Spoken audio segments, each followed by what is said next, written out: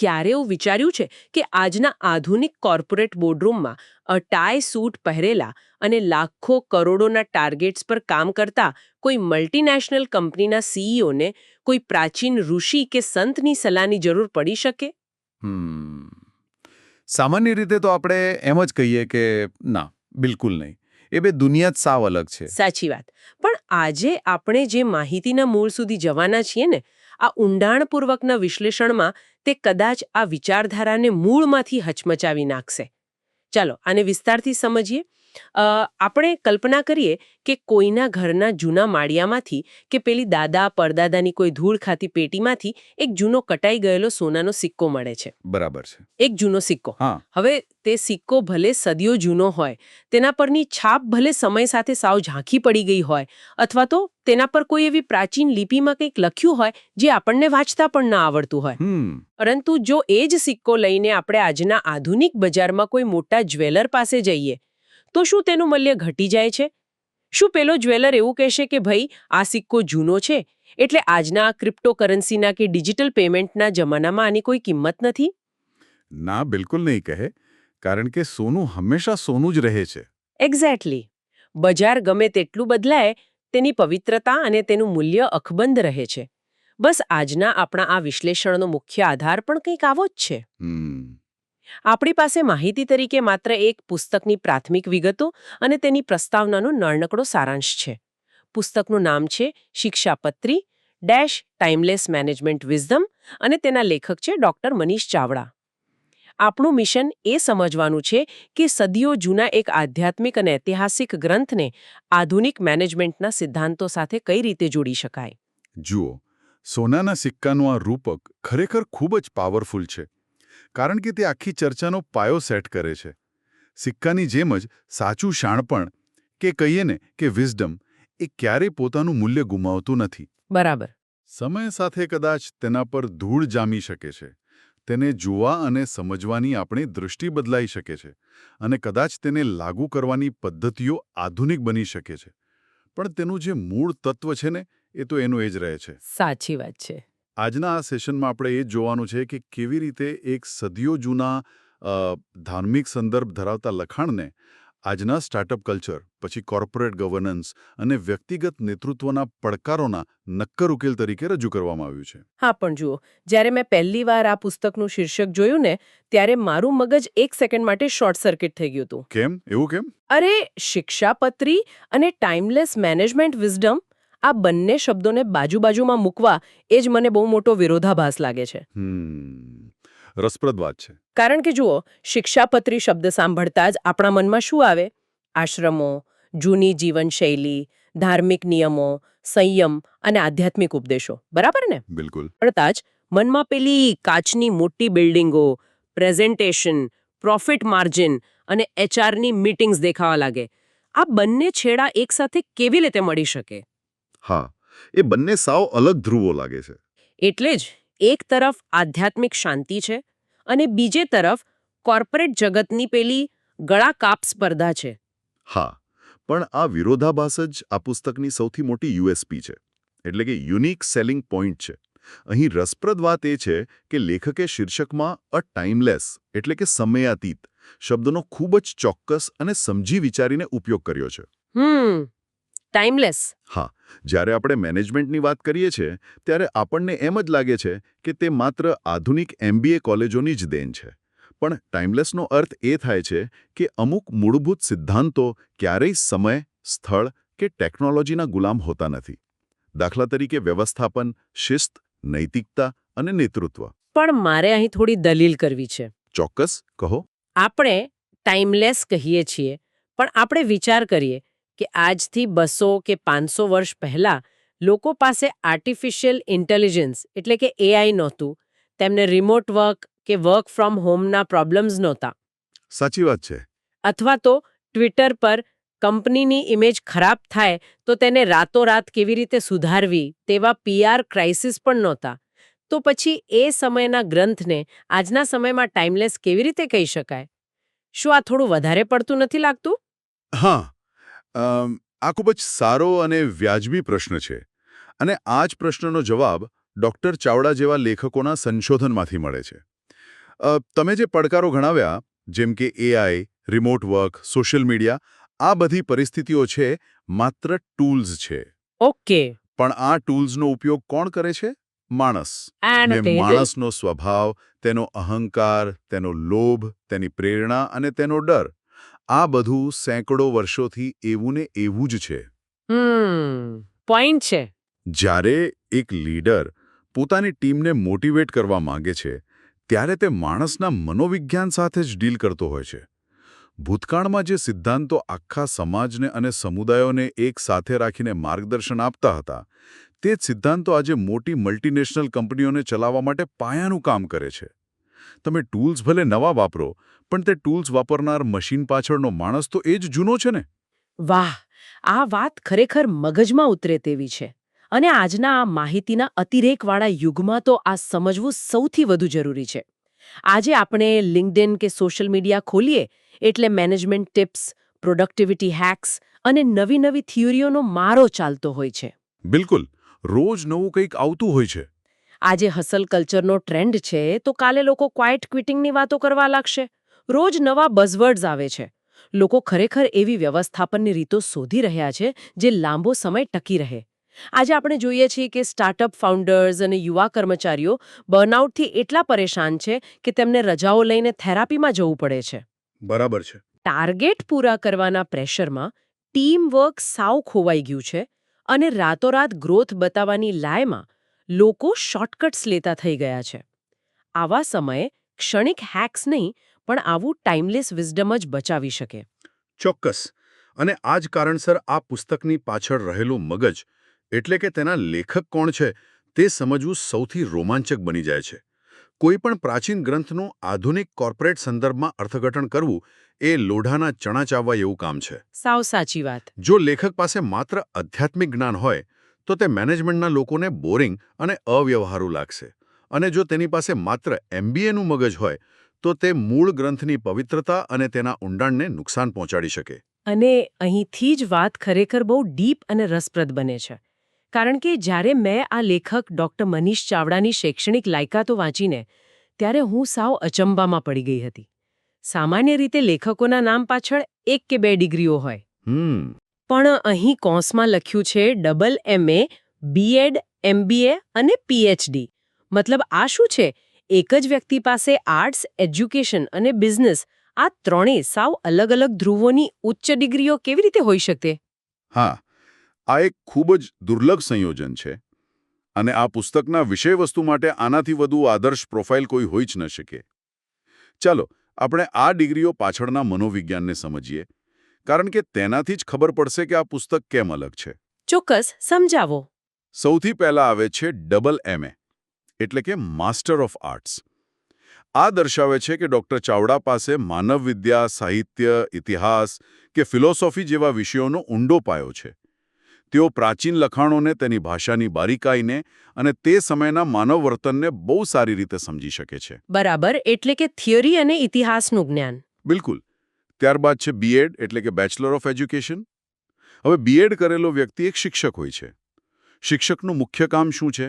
ધીરજ રાખવી, સામેવાળાના લેવલ પર જઈને સમજાવવું અને કોઈ પણ અઘરા કન્સેપ્ટને સાવ સરળ ભાષામાં પીરસવું. મૂળ સુધી જવાની દ્રષ્ટિ મળી અને બીએડથી તેમને તે વિષયને બીજાના મગજમાં ઉતારવાની કળા મળી. એક્ઝેક્ટલી. પણ મારી સમસ્યા અહીંથી શરૂ થઈ છે. આ બંને ડિગ્રીઓ પછી આવે છે MBA, એટલે કે માસ્ટર ઓફ બિઝનેસ એડમિનિસ્ટ્રેશન. હવે એક બીએડ ભણેલો શિક્ષક અને એક MBA ભણેલો મેનેજર, આ બંનેના વિચારવાની રીત તો સાવ વિરોધી હોય ને? હા, વિરોધી લાગી શકે. જો એક કંપનીમાં પ્રોડક્ટિવિટી ઘટી જાય તો એક MBA મેનેજર શું વિચારશે? તે રૂથલેસ નિર્ણયો લેશે. તે કહેશે કે કોસ્ટ કટિંગ કરો, ખર્ચ ઘટાડો અને જે લોકો પરફોર્મ નથી કરતા તેમને નોકરીમાંથી કાઢી મૂકો. હા, કારણ કે તેને માત્ર ROI, એટલે કે રિટર્ન ઓન ઇન્વેસ્ટમેન્ટ અને બેલેન્સ શીટ જ દેખાય છે. બરાબર. જ્યારે એક શિક્ષક એટલે કે બીએડ કરેલો માણસ શું વિચારશે? તે કહેશે કે આ કર્મચારીઓને ટ્રેનિંગ આપો, તેમની સમસ્યા સમજો, તેમનો વિકાસ કરો. શું આ બંને ડિગ્રીઓ લેખકના મગજમાં એકબીજા સાથે લડતી નહીં હોય? આ બંનેનો સમન્વય કેવી રીતે શક્ય છે? આ જ તો સૌથી મોટી મજા છે. આ બંને વચ્ચે જે સંઘર્ષ છે ને, તે જ સાચા નેતૃત્વને જન્મ આપે છે. તમે જે કહ્યું તે સાચું છે કે MBA પ્રોફિટ જુએ છે અને શિક્ષક માણસ જુએ છે. પણ જ્યારે આ બંને દૃષ્ટિકોણ એક જ વ્યક્તિના મગજમાં ભેગા થાય અને તેને PhDના ઊંડા સંશોધનાત્મક તર્કનો સાથ મળે ત્યારે એક અદ્ભુત સંતુલન સર્જાય છે. ઓ PhDનો તર્ક? હા, જો આપણે આને વ્યાપક સંદર્ભમાં જોઈએ તો ડૉક્ટર ચાવડા આ ડિગ્રીઓને કારણે ભૂતકાળ અને વર્તમાન વચ્ચેનો એક મજબૂત પુલ બની ગયા છે. તેઓ MAની દૃષ્ટિએ શિક્ષાપત્રીના શ્લોકોને વાંચે છે, તેના આધ્યાત્મિક સારને ગ્રહણ કરે છે, પછી MBAની દૃષ્ટિએ તેને ફિલ્ટર કરે છે.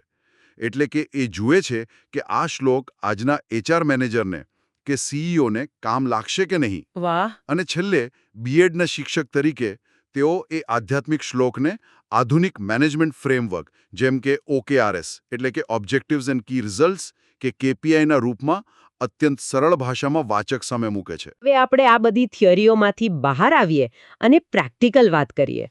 ચોક્કસ. કારણ કે અત્યારે જે લોકો આ ચર્ચા સાંભળી રહ્યા છે તેમના મનમાં એક જ પ્રશ્ન હશે કે ભાઈ આ બધું સાંભળવામાં બહુ સરસ લાગે છે, પણ મારી ઓફિસના રોજબરોજના પ્રોબ્લેમ્સમાં આ પુસ્તક મને શું કામ લાગશે? બરાબર છે. પ્રેક્ટિકલ એપ્લિકેશન બહુ જરૂરી છે. આપણી પાસે જે મૂળ સ્ત્રોત છે તેમાં આ પુસ્તકની પ્રસ્તાવનાનો સારાંશ આપેલો છે. આ પ્રસ્તાવના મુખ્યત્વે 3 બાબતો પર સૌથી વધુ ભાર મૂકે છે: નૈતિક નેતૃત્વ એટલે કે એથિકલ લીડરશિપ, શિસ્ત અને પ્રામાણિકતા. ચાલો આ ત્રણેયને આજના વાસ્તવિક કોર્પોરેટ જગતના ઉદાહરણો સાથે ડીકોડ કરીએ. હા, તો સૌથી પહેલા વાત કરીએ શિસ્તની. આધુનિક કોર્પોરેટ દુનિયામાં શિસ્તનો અર્થ શું લેવામાં આવે છે? સવારે 9 વાગે લોગિન કરી લેવું, બાયોમેટ્રિકમાં પંચ કરવું, ટાઈમ ટ્રેકિંગ સોફ્ટવેરથી સ્ક્રીન મોનિટર કરવી. હા, આ તો રોજનું થઈ ગયું છે હવે.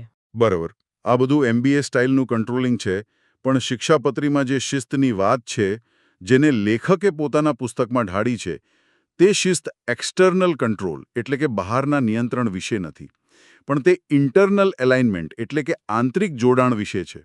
ઇન્ટરનલ એલાઇનમેન્ટ રસપ્રદ શબ્દ છે. હા, જો તમારો કર્મચારી અંદરથી નૈતિક રીતે શિસ્તબદ્ધ હશે તો તમારે કોઈ ટાઈમ ટ્રેકિંગ સોફ્ટવેરની જરૂર નહીં પડે. તે સાહેબની ગેરહાજરીમાં પણ એટલું જ ખંતથી કામ કરશે. ડૉક્ટર ચાવડાનું BEd અને MBAનું કોમ્બિનેશન અહીં એવું માર્ગદર્શન આપી શકે કે કંપનીના નિયમો એવા હોવા જોઈએ જે ડર ઊભો કરવાને બદલે સેલ્ફ ડિસિપ્લિન પ્રેરિત કરે. અને આ જ વાત પ્રામાણિકતા એટલે કે ઇન્ટિગ્રિટી પર પણ લાગુ પડે છે. જુઓ, પ્રામાણિકતા એવો શબ્દ છે જે મોટાભાગની કંપનીઓના રિસેપ્શન એરિયામાં કાચની ફ્રેમમાં લખેલો હોય છે કે અવર કોર વેલ્યુઝ ઇન્ટિગ્રિટી. હા, દિવાલ પર બહુ સરસ લાગે. એક્ઝેક્ટલી.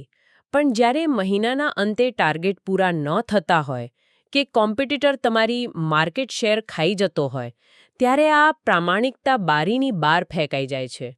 ટૂંકા ગાળાના પ્રોફિટ માટે ડેટા સાથે છેડછાડ કરવી કે ગ્રાહકોને અડધું સત્ય કહેવું એ સામાન્ય વાત બની જાય છે.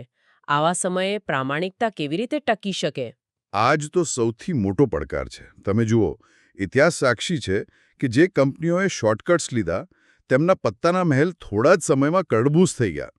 એનરોનનું કૌભાંડ હોય કે આજના સમયના કેટલાક પ્રખ્યાત એડટેક સ્ટાર્ટઅપ્સના પતન હોય. સાચી વાત. એડટેકનું તો આપણે હમણાં જ જોયું. હા, જ્યારે તમે નૈતિકતા અને પ્રામાણિકતાને કોરાણે મૂકો છો ત્યારે તમે થોડો સમય સફળ દેખાઈ શકો છો, પણ લાંબો સમય ટકી શકતા નથી. અને અહીં જ શિક્ષાપત્રીનું ટાઈમલેસ વિઝડમ કામ આવે છે. લેખક પ્રસ્તાવનામાં એ જ સમજાવવા માંગે છે કે પ્રામાણિકતા એ કોઈ પોલિસી નથી, પણ તે ફાઉન્ડેશન છે. પાયો છે. બરાબર.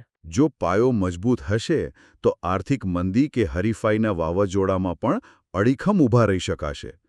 પ્રામાણિકતા એટલે માત્ર પૈસાની ચોરી ન કરવી એવું નહીં, પણ તમારા કામ પ્રત્યે, તમારી ટીમ પ્રત્યે અને તમારા ગ્રાહકો પ્રત્યે જવાબદેહી હોવી. આ વાત ખરેખર ઊંડી છે. હવે ત્રીજો અને સૌથી મહત્વનો મુદ્દો નૈતિક નેતૃત્વ એટલે કે એથિકલ લીડરશિપ. આને સમજવા માટે આપણે એક બહુ જ પ્રેક્ટિકલ અને અઘરો સિનારિયો લઈએ. ચોક્કસ. ઉદાહરણથી વધારે ખ્યાલ આવશે. માની લો કે કોઈ કંપનીમાં આર્થિક કટોકટી આવી છે. CEO પર પ્રેશર છે અને તેને 50 લોકોને નોકરીમાંથી કાઢવાના છે, એટલે કે લે ઓફ કરવાના છે. હવે એક ટિપિકલ MBA લીડર શું કરશે? તે સીધો HR જોડે જ વાત કરશે. હા, તે તરત HRને બોલાવશે, એક્સેલ શીટમાં નીચેના 20% લોકોના નામ શોર્ટલિસ્ટ કરશે અને એક જનરલ ઈમેલ મોકલીને બધાને કાઢી મૂકશે, કારણ કે તેને બોટમ લાઈન બચાવવી છે. બરાબર. પણ જો એ જ સીઈઓ શિક્ષાપત્રીના નૈતિક નેતૃત્વના સિદ્ધાંતોનું પાલન કરતો હોય અને ડોક્ટર ચાવડાના દૃષ્ટિકોણથી વિચારતો હોય તો તેનો અભિગમ કેવો હશે? હા, બહુ જ સચોટ ઉદાહરણ છે પરિસ્થિતિનો તફાવત સમજવા માટે. જો એક નૈતિક નેતા હશે ને તો તે સીધો જ લોકોની રોજગારી છીનવવાનો નિર્ણય નહીં લે. નૈતિક નેતૃત્વ એટલે સૌથી પહેલા જવાબદારી પોતાના માથે લેવી. હા, એટલે કે એકાઉન્ટેબિલિટી. બિલકુલ. તે કદાચ સૌથી પહેલા ટોપ મેનેજમેન્ટનો અને પોતાનો પગાર કાપશે કે જેથી નીચેના સ્તરના લોકોને બચાવી શકાય. અને માની લો કે જો લે ઓફ કરવું અનિવાર્ય જ હોય તો તે એક ઈમેલ પાછળ સંતાશે નહીં. તો શું કરશે? તે પારદર્શિતા રાખશે, સામે બેસીને વાત કરશે, પરિસ્થિતિ સમજાવશે અને તે કર્મચારીઓને બીજે નોકરી શોધવામાં મદદરૂપ થવાની સહાનુભૂતિ બતાવશે. આ છે MBA અને BEdનો સમન્વય. વાહ! નિર્ણય ભલે બિઝનેસનો હોય પણ રીત માનવીય હોય. એક્ઝેક્ટલી. નિર્ણય ભલે ગમે તેટલો કડક હોય પણ તેને અમલમાં મૂકવાની રીત સંપૂર્ણપણે માનવીય અને નૈતિક હોય છે. લેખકની પ્રસ્તાવનાનો મૂળ સૂરજ આ છે કે એક સફળ લીડર એ નથી જે માત્ર પ્રોફિટ લાવે, પણ એ છે જેના માટે લોકો મનથી અને સ્વૈચ્છિક રીતે કામ કરવા તૈયાર હોય. ખરેખર આ ચર્ચાએ તો આંખો ખોલી નાખી. આપણે આજના વિશ્લેષણના અંત તરફ આગળ વધી રહ્યા છીએ ત્યારે મને લાગે છે કે આ માત્ર એક પુસ્તકના શીર્ષક કે લેખકની ડિગ્રીઓનું વિશ્લેષણ નથી રહ્યું, પણ આ એક નવી વિચારધારાનું ઉદ્ઘાટન છે. બિલકુલ. એક નવી દિશા છે. આપણે જોયું કે માત્ર MAની ડિગ્રી તમને ઇતિહાસવિદ બનાવી શકે, માત્ર MBA તમને એક સારો મેનેજર બનાવી શકે, પણ જ્યારે આ બંનેની સાથે શિક્ષણ આપવાની કળા અને ઊંડું સંશોધન ભળે છે ત્યારે આપણને ડૉક્ટર મનીષ ચાવડાના શિક્ષાપત્રી ટાઈમલેસ મેનેજમેન્ટ વિઝડમ જેવું કોઈ ઉત્તમ સર્જન મળે છે. સાચી વાત. જે લોકો એમ માનતા હતા કે ધાર્મિક અને પ્રાચીન ગ્રંથો માત્ર પૂજાઘરમાં રાખવા માટે છે, તેમના માટે આ પુસ્તકની પ્રસ્તાવના જ એક જબરદસ્ત માર્ગદર્શિકા બની શકે છે. નૈતિક નેતૃત્વ, આંતરિક શિસ્ત અને અડગ પ્રામાણિકતા એ કોઈ જૂના જમાનાના બોરિંગ આદર્શો નથી. ના, જરાય નહીં. આ આજના કોર્પોરેટ કલ્ચરના ઝેરી વાતાવરણમાં સર્વાઈવ થવાના સૌથી અસરકારક અને આધુનિક હથિયારો છે. સાવ સાચી વાત કહી. અને જ્યારે આપણે ભૂતકાળ અને વર્તમાનને આ રીતે જોડતા હોઈએ છીએ ત્યારે આ બાબત એક બહુ જ મહત્વપૂર્ણ પ્રશ્ન ઊભો કરે છે. આપણે હંમેશા કંપનીના પ્રોબ્લેમ સોલ્વ કરવા માટે સિલિકોન વેલી તરફ જ જોઈએ છીએ. ઘોરા લેખકોના મેનેજમેન્ટ પુસ્તકો ખરીદીએ છીએ અને નવી ટેકનોલોજી પર આધાર રાખીએ છીએ. હા, આપણને એમ જ હોય કે વેસ્ટર્ન કલ્ચરમાંથી જ સોલ્યુશન મળશે. પણ આપણે એ ભૂલી જઈએ છીએ કે માણસને મેનેજ કરવાનું સૌથી શ્રેષ્ઠ વિજ્ઞાન આપણા પોતાના મૂળમાં જ પડેલું છે. એકદમ પરફેક્ટ વાત. અને આ જ જબરદસ્ત વિચાર સાથે આપણે શ્રોતાઓ માટે એક એવો પ્રશ્ન મૂકીએ જે કદાચ તેમને દિવસો સુધી વિચારતા કરી મૂકશે. આપણે જરા કલ્પના કરીએ કે જો શિક્ષાપત્રી જેવા એક પ્રાચીન અને પારંપરિક ગ્રંથમાંથી આધુનિક મેનેજમેન્ટનું અને લીડરશિપનું આવું અદ્ભુત અને ટાઈમલેસ જ્ઞાન મળી શકતું હોય, તો આપણા ઘરમાં, આપણા દાદાની પેટીમાં કે આપણા સમૃદ્ધ ઇતિહાસમાં એવા અન્ય કેટલાય પુસ્તકો, ગ્રંથો કે સિદ્ધાંતો અત્યારે ધૂળ ખાઈ રહ્યા છે? બહુ જ મોટો પ્રશ્ન છે આ. જો આજે એ બધા જ ભૂલાયેલા પુસ્તકો કે સિદ્ધાંતોને કોઈ સાચા દ્રષ્ટિકોણથી, જેમ કે ડૉક્ટર ચાવડાએ તેમની બહુમુખી લાયકાતો અને MBAના લેન્સથી જોયું, એમ જોવામાં આવે તો શું તે આપણા આજના જીવનના, આપણા બગડતા સંબંધોના કે કોર્પોરેટ જગતના સૌથી મોટા અને અણઉકેલ્યા પ્રશ્નોનો રામબાણ ઇલાજ ન બની શકે? ચોક્કસ બની શકે. કદાચ આવતીકાલના સૌથી મોટા ઇનોવેશનનો આઈડિયા કોઈ ભવિષ્યની ટેકનોલોજીમાં નહીં, પણ ગઈકાલના કોઈ પ્રાચીન પાનામાં છુપાયેલો હોય. આ એક એવો પ્રશ્ન છે જેના પર આપણે સૌએ શાંતિથી બેસીને વિચારવાની જરૂર છે. બિલકુલ વિચારવું જ રહ્યું. તો આજના આ અત્યંત રસપ્રદ, આંખો ખુલી નાખે તેવા અને માહિતીસભર વિશ્લેષણમાં જોડાવા બદલ ખૂબ ખૂબ આભાર. આશા છે કે આ ચર્ચાએ તમને પણ તમારા રોજિંદા કામકાજ અને નેતૃત્વને એક નવા જ દૃષ્ટિકોણથી જોવાની પ્રેરણા આપી હશે. ફરી મળીશું એક નવા વિષય અને નવા ઊંડાણપૂર્વકના વિશ્લેષણ સાથે. બાય.